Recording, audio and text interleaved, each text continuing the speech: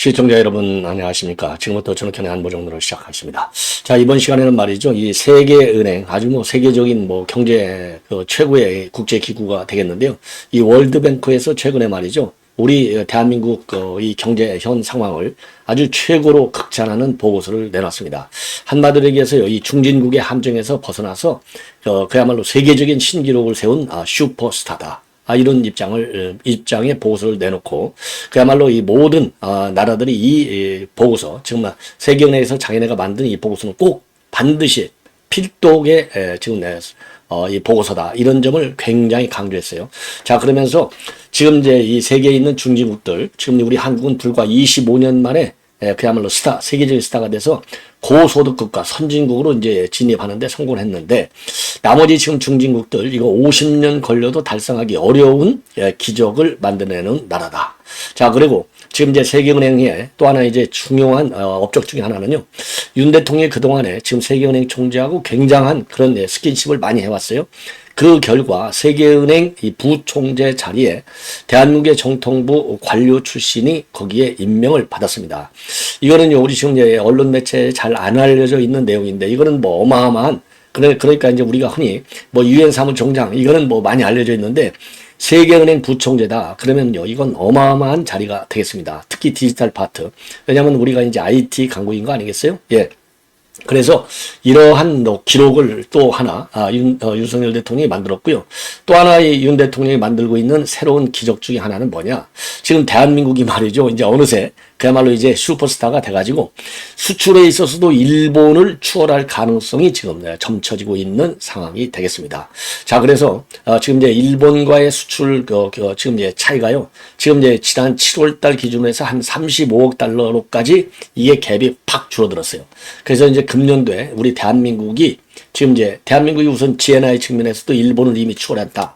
이렇게 이제 나와 있는데, GNI 면에서만 추월하는 것이 아니라 수출 기록에서도 우리가 일본을 추월해서 세계 5대 수출 강국을 지금 진입을 눈앞에 두고 있어요. 이건 윤 대통령이 그동안에 내가 영업상은 이러다 그러면서 지금 정상회담 할 때마다 뛰어다니고 있잖아요. 그야말로 윤 대통령의 수출 드라이브가 완전히 절대적으로 성공하는 새로운 모멘텀을 맞이하고 있다. 이런 측면에서요.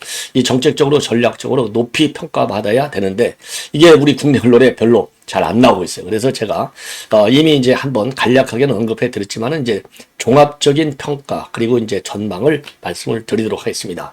자, 이렇게 대통령이 말이죠. 열심히 뛰어다니는데 지금 한쪽 곳에서는 이상한 일이 벌어지고 있어요. 이 문재인이 나라 외교안보 측면에서뿐만 아니라 경제적으로도 나라를 완전히 실패한 나라로 만들어버렸잖아요. 근데 지금 뭐하고 앉아있느냐? 쌍꺼풀 수술하고 있답니다. 이거 웃음밖에 안 나오죠. 그래서 이거는 이거는 100마디가 필요 없어요. 그 사진, 자료 화면을 쭉 말씀을 드리겠는데, 물론 쌍꺼풀 수술하는 거가 대단한 건 아니기 때문에 굳이 평가는 안 해도 되지만, 지금 이 시기가 쌍꺼풀 수술하러 다닐 때냐? 허기야 책 서점이라고 앉아있고 커피 팔아먹고 빵 팔아먹으면서 돈 버는 문재인한테는 쌍꺼풀 수술이 중요할 수 있겠죠. 진혼의 안경 아니겠습니까? 자, 그래서 요 내용도 여러분께 말씀을 드리도록 하겠고요. 그 다음에 이제 호남에서의 이변이 어제에 이어서 오늘 또 계속되고 있어요. 자, 호남에서 통상적으로 민주당 당대표 나와? 그러면 한 99% 나와야죠. 근데 어제 전북에서 84%, 오늘 또 비슷한 프로테지인데 전북보다도 더 낮은 그 득표율을 기록하고 있어요. 이재명에 대한 비토 분위기가 호남에 아주 대단하다. 요거를 알 수 있고, 이재명이 이렇게 해가지고요. 지금 무슨 이 범죄인이 말이죠. 지금 방탄을 하려고 연임하고 있는 거에 대한 호남 우리 시민들의 반란 현상이 아니냐. 그래서 이재명이는 이제는 제대로 10월쯤 되면 이제 판결이 나오잖아요. 그러면 한마디로 얘기해서 골로 가는 것이죠. 자, 그리고 마지막으로 말이죠. 이제 국회에서 지금 각 법사위, 제일 난장판이 이제 법사하고 과방위인데요. 이 법사위에서 장경태하고 그다음에 박성재 장관의 설전. 이거 정말 의원들이 말이죠. 장청안 들어가다가 무슨 손 아래 계급이 있는 사람처럼 다루는 거. 국민을 대표하는 기관이라는 미명하에, 아니 국민의 대표가 그렇게 수준이 낮습니까? 저런 배지 다는 인간들이요. 국무위원들 앞으로 말이죠. 아예 맞받아쳐라. 기본 자세가 지금까지는 그래, 그야말로 국민의 대변 기관이라는 입장을 존중해줘서 예, 정무직들이 조용조용하게 답변하고 그렇지 않습니까? 그런데 지금 대한민국 국회가 국민을 대변하는 기관입니까? 아니잖아요. 좌파 이념을 대변하는 기관이고 이재명과 조국의 방탄에만 앞장서는 기관인데 이게 무슨 국민의 대변 기관이에요. 그래서 특정인의 방탄에만 매달리고 있는 의원들에 대해서는 우리 국민들이 리스펙트할 이유가 하나도 없다. 바로바로 맞받아쳐야 되는데 이번 법사위에서 장경태 아이고 이런 인간이 그 김건희 여사 이 캄보디아 갔을 때 그 심장병 어린이 요거를 갖다가 홍보용으로 이 라이트를 갖다가 별도로 동원해서 찍었다. 이거 가짜 뉴스를 만들어낸 인간이 바로 이 장경태 아니에요? 요거 말이죠. 이 박성재 장관한테 대들다가 제대로 얻어맞았어요. 자, 그래서 요것을 여러분께 설명해 드리도록 하겠습니다. 자, 이 정도로 해서 말이죠. 이번 시간에 이제 핵심 내용들 우선 여러분들께 말씀드리는 이 중진국의 함정, 그만큼 중진국에서 이 고소득 국가로 넘어가기가 그만큼 어렵다는 얘기가 되겠죠. 그런데 한국은 이거 넘어가는데 불과 25년밖에 안 걸렸다는 겁니다. 그래서 이 기간적인 측면에서 다른 중진국의 함정에 빠져 있는 나라들이 그야말로 따라오기가 어려울 뿐만 아니라 그러면 어떻게 해서 그렇게 빠르게 25년 만에 고소득 국가로 완전히 이제 이 변화가 될 수 있느냐. 그렇게 이제 이 업그레이드가 될 수 있느냐. 그 이유를 세 가지로 내고 있어요. 우선요. 투자 유치에 성공했고, 그 다음에는 이제 이 기술 도입에 성공했고, 그 다음에는 기술 혁신에 앞장섰다. 요 세 가지를 중요한 동인으로 삼고 있습니다. 그러니까 이제 정책 성공으로 보고 있는데요. 지금 이제 우리나라 대한민국이 지금 이제 얼마 소득을 하고 있느냐? 32,000불 소득을 올리고 있다. 자, 그래서 요거는요, 조금 줄여야 제가 여러분들께서 이해하기가 쉬울 것 같아요. 자, 요거를 보시면요, 요 도표를 보시면은, 예, 제가, 여러분들께 이제 설명해 드리지 않더라도 다 아실 텐데, 자, 1960년도의 경우에는요, 1000불 수준의, 지금 우리가 1260년대, 그러니까 1인당 국민소득이 말이죠. 60년도에는 1200달러도 채 안 됐어요. 1960년대. 1200달러가 뭡니까? 1136달러쯤 됐어요. 지금 이 도표를 보면. 자, 그래서 이제 하위 중소득국이 되다가 70년대, 80년대, 이렇게 해서 90년대에 이제 13,846불. 여기에서부터 이제 상위 중소득 국가군을 가다가 이제 그다음부터는 이제 우리가 고소득 국가로 넘어가는 겁니다. 그래서 2022년도 기준 32,177달러를 기록했습니다. 자, 그러면은요, 지금 이제 이 세계은행에서 평가하는 그 이 중진국의 이 개념, 요거를 먼저 말씀을 드리겠는데, 요 중진국의 경우라고 하면요, 지금 1인당 소득이 1136달러에서 13,846달러까지가 중진국이 되는 거예요. 자, 그러니까 이 도표에서도 보시듯이 90년대 중반서부터 우리가 13,846달러를 벌어서서 고소득 국가로 이제 가기 시작을 해서 이제 완전히 성공이 된 겁니다. 자, 그래서 지난 90년도부터요, 34년간에 걸쳐서 총 34개국이 중진국에서 고소득 국가로 올라섰는데 이 중에서 제일 성공한 나라가 대한민국이 된다는 겁니다. 자, 그래서 지금 이제 도표를 이 정도로 이제 말씀을 드렸고, 자, 그러면은 우리 대한민국이 말이죠, 이제 세계적으로 슈퍼스타가 됐다는 건데 어떤 정책과 전략을 썼느냐? 우선요, 이 투자를 대대적으로 유치했다. 여러분들 잘 아시다시피 이 박정희 대통령 때 외자 유치 얼마나 많이 했어요. 예, 그다음에 기술 도입도 상당히 많이 했다. 그리고 세 번째는 기술 혁신 전략을 굉장히 강하게 했다. 그래서 3I 전략이 성공을 했다는 겁니다.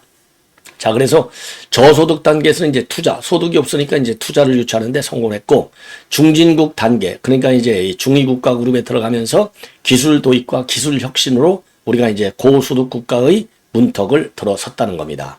자, 그래서 우리 한국이 말이죠, 이 3I 전략에서 대표적으로 성공한 나라가 되는데, 요 보고서에서요, 한국이라는 단어가 무려 100번 이상이 언급됐다고 합니다. 그래서 성장 슈퍼스타 한국은 어떻게 해외 아이디어와 혁신을 활용했나, 이런 제목의 분석까지 별도로 다루고 있어요. 예.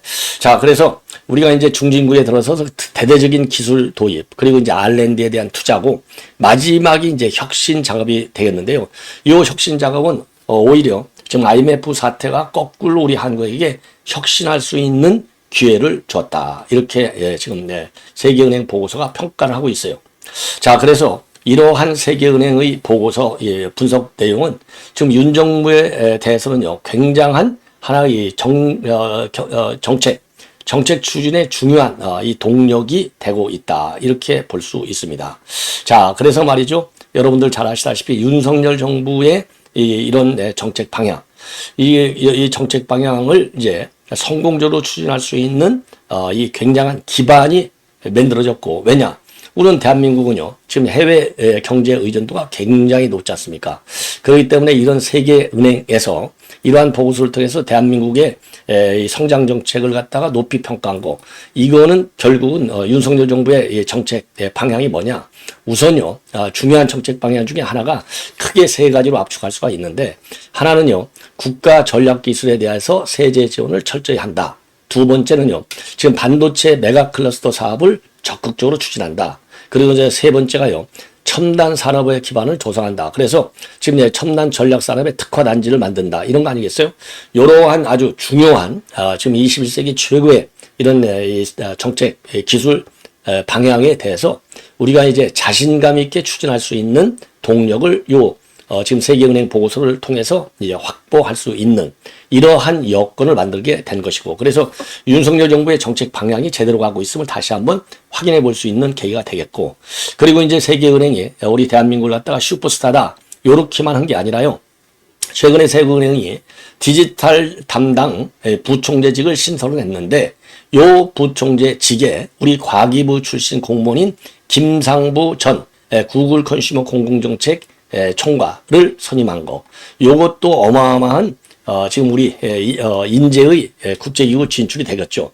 요거는요, 그동안에 윤 대통령이요, 이 세계은행 총재하고 여러 차례 긴밀하게 면담을 하면서 협력을 하고, 그리고 이 당부를 했다는 겁니다. 이게 이제 굉장히 중요한 성과가 되는 것이고, 또 하나 이제 우리 윤 대통령의 이제 중요한 작업 중에 하나가, 지금 정상회담 할 때 나는 영업사원 1호다 이러면서 뛰어다니고 있잖아요. 자, 그러다 보니까 금년도 수출 실적에서 일본을 처음으로 추월할 수 있는 기대감이 지금 높아지고 있어요. 자, 흔히 일본은 이제 그동안에요, 뭐 지금은 조금은 3, 4위 정도로 내려가고 있고, 뭐 또 지표에 따라서는 뭐 6, 7위로 내려가고 있지만, 과거 세계 2대 경제제국으로 불렀잖아요. 자, 그래서 윤 대통령의 세일즈 정상 외교가 이제 뒷받침이 돼가지고 수출에 있어서 일본을 처음으로 따돌릴 수 있는 기대감이 커지고 있다는 겁니다. 이렇게 될 경우에는요, 세계 수출 순위 국가가 한국이 이제 6위에서 5위로 올라가고 일본이 뒤로 6위로 밀려 내려가는 그런 상황이 올 수 있다는 겁니다. 이렇게 이제 우리가 수출을 일본을 갖다가 앞질릴 수 있는 동의는 바로 이 자동차하고 이 반도체 수출. 이게 이제 미국을 중심으로 해서 수출이 어마어마하게 일어나고 있고요. 특히 윤 대통령이 역점을 둔 게 이제 미국의 인플레이션 감축법, IRA법. 여기에서 현대차에 대해서는 좀 예외를 해달라. 많은 노력을 해왔지 않습니까? 이러한 윤 대통령과 바이든과의 친교 관계, 이런 것들이 영향을 많이 줘서 지금 우리 대한민국의 현대차가 지금 미국 시장을 본격적으로 지금 공략하고 있어요. 이러한 의미로 지금 이제 수출이 일본을 추월할 수 있다. 이렇게 이제 보여지는데요. 최근에 이제 수출 실적을 보면은요, 7월달 한 달 수출액이 이제 575억 원을 돌파해서 전년 대비 13.9%나 성장을 했어요. 그래서 금년도 수출 목표가 한 7천억 정도 되는데, 요거를 달성하고도 남을 수 있다. 이런 전망이 나오고 있어요. 그래서 금년 7월까지의 수출 총액을 보면 3,923억. 그래서 9.7%가 늘어났고, 역대 전적으로 보면은 두 번째로 높은 수출 증가율을 보이고 있다고 합니다. 그래서 2분기에서부터요, 지금 일본과의 격차를 아주 확 줄이고 있다는 겁니다. 예, 그래서 지금 13억 달러 정도만 133억 달러 정도로 줄이고 있고, 앞으로 이게 이제 35억 달러로 더 줄어갈 가능성이 있다. 이런 지금 전망이 나오고 있어요. 예. 자, 그리고요, 이 수출과 관련해서 10달 동안을 계속해서 수출이 플러스, 왜 한동안 이 수출이 마이너스도 된 적이 있잖아요. 플러스 수출, 그러니까 수출이 이제 이 플러스로만 돌아선 게 10달 계속이고요. 흑자는 14달을 계속해서 기록하고 있는 요런 상황이 되겠습니다. 그래서 요런 것들이 다 이제 어우러져 가지고 한마디로 해서 대한민국의 이제 경제 규모가 이제 인구는 이제 불과 5,500만 밖에 안 되지만은 어마어마한 지금 이제 이 세계적인 그런 이제 이 벤치마킹 국가로 성공할 수 있는 기본이 되는 것이고요. 그리고 지금 이제 보도를 보면 이제 국제 수지의 경우에도 굉장히 지금 아까 말씀드린 대로 좋아지고 있지만은 자, 그래서 이제 아까 지금 전반기 경상수지의 흑자 폭도 당초 전망치가 279억 달러였는데 이거보다도 훨씬 더 늘어날 것이다. 왜? 무역 수지가 좋아지니까 경상 수지는 당연히 좋아지는 거죠. 그래서 6월 무역 수지도 80억 달러라는 거예요. 흑자가. 그래서 6월 달 무역 수지는 3년 9개월 만에 최대치를 기록할 정도가 됐다는 겁니다. 자, 그래서 말이죠. 우리 뭐 이제 파란불이 팍 들어왔고, 그리고 이제 우리 경제 성장도 본래는 금년도 성장치가 2.2%였는데 중간에 한 2.6%로 상향 조정했잖아요. 자, 그래서 이게 더 또 올라갈 수도 있는 것 아니냐, 이런 전망이 나오고 있고요. 그리고 또 중요한 것은 지금 이제 인플레도 지금 우리가 아주 안정적으로 관리를 잘 하고 있다. 그래서 2%대의 안정률을 2% 정도의 지금 인플레율을 갖다가 관리해 나갈 수 있고, 그런 물가도 2.2% 정도로 우리가 안착시킬 수 있다. 이런 전망이 나오고 있습니다. 자, 그래서 이 경제 관련 뉴스를요, 제가 뭐 여러분들, 제가 이제 이 외교안보가 제가 주인데, 제가 이제 이 간부 할 때도 그렇고요, 차장할 때도 그렇고, 제가 이제 경제를 전담했기 때문에 제가 조금은 그래도 쉽게 이해할 수 있어요. 다른 그냥 순수한 경제 문외한은 아니기 때문에, 그래서 제가 여러분들께 조금 이해가 쉽게 됐는지는 모르겠지만요, 설명을 드렸고, 그리고 이거는 이제 동아일보의 자료 화면이 될 텐데, 한일 연간 수출액 차이가 말이죠, 이거 보십시오. 어마어마하잖아요. 지금 이제 어느 정도까지 지금 따라 붙고 있느냐? 850억 달러로 이게 붙고 있어요. 2023년도 기준이 되겠습니다. 그래서 2020년의 기준으로 보면은 1288억 달러의 차이가 났는데, 요게 850억 달러로 이제 줄어들고 있고요. 수출 물량면에서. 자, 그런데 이게 연말이 되면은요, 우리가 35억 달러로 줄이거나 아니면은 살짝 추월할 수도 있다. 이런 전망이 나오는 거가 되겠습니다. 자, 이 정도로 해서 이제 경제 관련 매우 중요한, 그러니까 쉽게 얘기해서요, 윤 대통령의 영업사원 1호, 이걸로 수출을 갖다가 일본을 우리가 앞질 수 있는 하나의 새로운 도약의 분위기를 만들었고, 경제에 있어서는 이제 이 중진국의 함정에서 맨 먼저 빠르게 25년 만에 벗어나서 고소득 국가군으로 지금 성장하고 있는데, 우리는 25년밖에 안 걸렸지만은 다른 중진국들의 경우에는 50년간을 노력해도 될까 말까 할 정도로 어마어마하게 성공을 했다. 요런 그 여건을 만들다 보니까 윤석열 대통령이 이 거시경제 측면에서 우리가 추진하고 있는, 그리고 산업경제 발전의 방향, 21세기에 맞는 그런 이제 경제 규모와 그리고 이제 새로운 4차 산업시대에 맞는 경제 정책, 그러니까 이제 국가 전략기술에 대해서 세제를 지원하고 반도체 메가 클러스터, 이거 뭐 항상 나오는 얘기잖아요. 그 다음에 첨단 전략산업의 특화 단지를 만들어서 절대적으로 지원해준다. 이런 큰 정책의 방향이 옳게 갈 수 있는 동력을 국내로부터 확보할 수 있는 모멘텀을 만들었다. 이런 점에서 윤 대통령의 모든 경제정책 아주 긍정적으로 잘 방향을 잡고 진행하고 있다. 그러니까 지금 문재인 정부가 말이죠, 무슨 소득주도 성장 정책이니, 무슨 주 50시간 근로제니, 그 다음에 뭐 이 부동산 3법이니, 임대차 3법이니, 이런 걸로 나라를 폭삭 망하게 한 거하고는 근본을 달리하는 경제 정책의 대전환이 성공했다. 이렇게 보시면 될 것 같아요. 그래서 우리가 이런 것만 보더라도 말이죠, 지금 뭐 특검을 논의하고 탄핵을 논의할 때가 아니죠. 이 중진국의 함정에서 우리가 벗어난 세계적인 스타가 됐는데, 요 방향에서 이제는 방향성은 우리가 맞는 거 아니에요. 문재인 때는 방향성 자체가 잘못된 거지 않습니까? 그런데 현 윤석열 대통령의 경우에는 방향성 자체가 어마어마하게 지금 성공하고 있기 때문에 속도를 내도록 해야 될 거 아니냐. 이 속도를 내야 되는데 지금 야당이 특검과 탄핵으로만 요거를 딱 발목을 잡고 있는 거, 이거 반드시 국민의 심판을 받도록 해야 될 것이 아닌가. 그래서요, 탄핵의 대상은 조국과 이재명이가 아니냐, 이런 여론이, 프레임이 짜이도록 우리가 여론 관리를 철저히 해야 될 것이 아닌가, 이런 생각이 들고요. 자, 이번에는요, 이제 문재인이가 이제 지금 쌍꺼풀 수사한 거, 이거 이제 화면을 보이실 것도 같은데, 지금 왼쪽 눈 모습을 보십시오. 이게 문재인이 과거에 우리가 보던 눈맵시가 아니잖아요. 이거 최근에 박찬대가 지금 이제 이번 전대와 관련해서 양산을 방문했을 때 얘기가 되겠고요. 자, 요거 보십시오. 요거. 눈 쌍꺼풀이 되게 세죠? 요거 아까 이제 그 비슷한 거.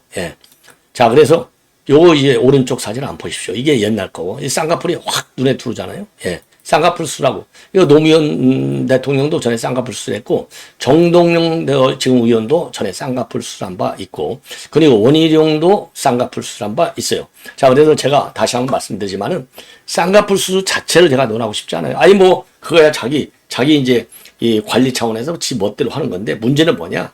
지금 이 시기적으로 볼 때 지금 한가하게 쌍꺼풀 수술하고 앉아 있을 때냐, 검찰에 자진해서 나가서 조사를 받아야죠. 셀프 조사를 빨리빨리. 예, 그리고 근신해야 될 때 아닙니까? 지금 국민들이 문재인 가족, 이 패밀리, 예, 이 범죄, 뭐죠? 이 가정 범죄인가요? 범죄 가족이나 마찬가지잖아요. 뭐 딸, 사위, 뭐 그다음에 본인, 부인 할 것 없이. 자, 그러면은 근신할 줄 알아야죠. 근신. 그런데 저렇게 지금 쌍꺼풀 수술이나 하고 돌아다닐 때냐 이겁니다. 요 점을 제가 비판하는 거가 되겠습니다. 그 다음에는요, 지금 이제 이재명과 관련해서 제가 말씀을 드리고 싶은 게, 지금 이재명이가 쫄딱 망하고 있는 그런 상황이 된다. 자, 그래서 이재명이와 관련돼서 지금 이제 보도를 보면은요, 지금 이제 전라남도에서, 이 광주하고 전라남도에서 쫄딱 망했어요. 어제 이제 전북, 지금 이제 전당대회에서 받은 비율보다도 더 낮은 비율을 받았습니다. 자, 이걸 보면은요, 이제 쫄딱 망한 것이고, 그만큼 연임에 대한 이 호남, 민주당의 경우에는 이제 호남에서 지지를 못 받으면 끝나는 거 아니에요? 그래서 결국은 되기는 되겠지만, 이제 이재명이는 끝나는 내리막길로 가는 것이 아니냐. 그래서요, 어제 이제 이 전북에서는 84.7%를 받았어요. 근데 오늘 광주에서는요, 83.6%, 61%, 그러니까 1% 정도 떨어졌고, 김두관이는 14.56%, 그리고 김지수는 1.82%를 받았습니다. 자, 그리고요, 지금 광주에서는 역시 민영배, 이제 광주 광산 을이잖아요. 그러다 보니까 제일 많이 득표했어요. 27.77%. 이어서 김민석이가 17.4, 한준호가 11.6, 정봉주 11.5, 전현희 10.7, 이현주 9.04, 김병주 8.3, 강선우 3.48. 그래서요, 지금 이제 이 강선우는 완전히 아웃된 게 분명하고, 김병주, 이현주의 싸움이 아니냐, 이런 생각이 듭니다. 자, 그래서 어제까지 누적 투표율 89.00였어요, 이재명이가. 그런데 이제 광주에서 오늘 다시 이제 83.61로 쫄딱 망하기 때문에 이제 또 지지율은 계속 떨어질 수밖에 없는 것이 아니냐. 자, 그리고요, 저 김두관은요, 당 대표가 되면은 이재명을 비롯해서 많은 차기 대선주자를 키우겠는데, 전남 장흥 출신의 임종석, 그리고 전북 장수 출신의 박용진, 그리고 김부겸, 김경수, 김동연, 이탄희, 이런 분들하고 경쟁력 있는 대선 후보를 만들겠다, 이런 입장을 내놨습니다. 왜냐, 이제 본인의 이제 대선 후보, 이거를 갖다가 부각시켜야만이 대표 전략에서 유리하다, 이렇게 판단해서 그런 것이 아닌가, 이렇게 생각이 들고요. 마지막으로 이제 박성재 장관하고 장경태와의 이 설전 내용을 여러분께, 그래서 이게 뭐 좀 잘 안 들릴 수도 있는데 한번 들어보시죠. 예. 위원장님, 발언 중지시켜 주십시오. 저는 말도 안 되는 발언을 듣고 있을 수 없습니다. 아니, 저게 무슨 발언이에요? 장동혁 의원님 아무리 위원이라도 장관, 국무위원으로 앉은 장관 보고 저런 것이라니요. 어디 발언하셨습니까? 들어보시죠. 저런 말이 저거 같은 거 아니야. 이렇게 말할 수 있습니다. 장관 장영태 의원 위원만 국무위원 마음대로 할 수 있는 겁니까? 장관. 국무위원도 네, 장경태 의원님 신상 발언. 자, 요걸 보시면, 이게 참 장경태가 참 얼마나 무식한가를 알 수 있죠. 예, 자, 그래서 요거 장경태 이런 인간들이요. 중지시켜 주십시오. 저런 말도 안 되는 발언을 듣고 있을 수 없습니다. 저게 무슨 발언이에요? 저게 지금 이렇게 했고요. 법무장관님께서 위원장님, 아무리 위원이라도 국무위원으로 앉아있는 장관 보고 저런 것이라니요, 이렇게 발언했고, 장경태 의원이 제가 언제 저런 거라고 했습니까? 그랬더니 장관님이 들어보세요, 이렇게 했거든요. 근데 제가 이렇게 된 것 같아요. 장경태 의원님이 저게라고 한 것은 저런 발언들을 뜻하지 장관님 사람 개인을 뜻한 게 아닙니다. 제가 읽어봐도. 근데 법무부 장관님은 아무리 위원이라 국무위원으로부터 적외라니 그걸 본인을 지칭한 걸로 착각을 하신 거예요. 그래서 이 부분은 우리가 보통 발언을 할 때 아니 저게 그런데 그게 사람을 뜻하지 않을 때가 많이 있는데 그렇게 들릴 경우가 있습니다.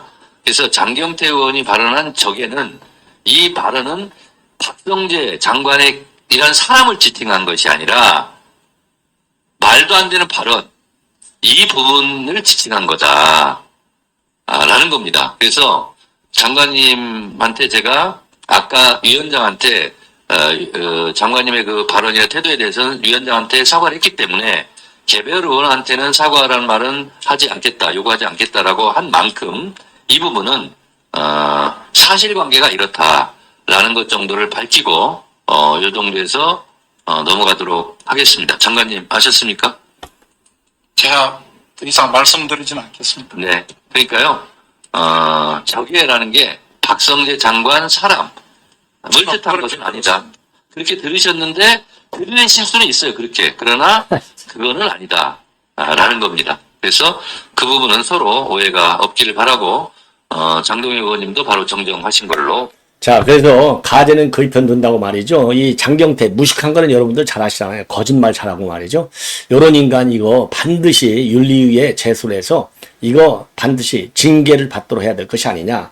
단순하게 이번 사건만 아니고 항상 문제를 야기하는 가짜 뉴스를 만드는데 선수 중에 하나가 장경태이기 때문에 장경태 이런 인간은요 근본적으로 멘탈에 문제가 있다 이렇게 판단이 됩니다. 자, 그래서 장경태가 말이죠 나이를 보나 뭘로 보나 국무위원한테 말이죠 저렇게 말을 함부로 하는 거 반드시 약의 씨앗은 우리가 제거해야 될 것이 아니냐 이런 점에서 제가 요 말씀을 전해드립니다. 시청자 여러분 이렇게 해서 본 방송은 마치겠습니다. 다시 한번 감사하다는 말씀을 드립니다. 고맙습니다.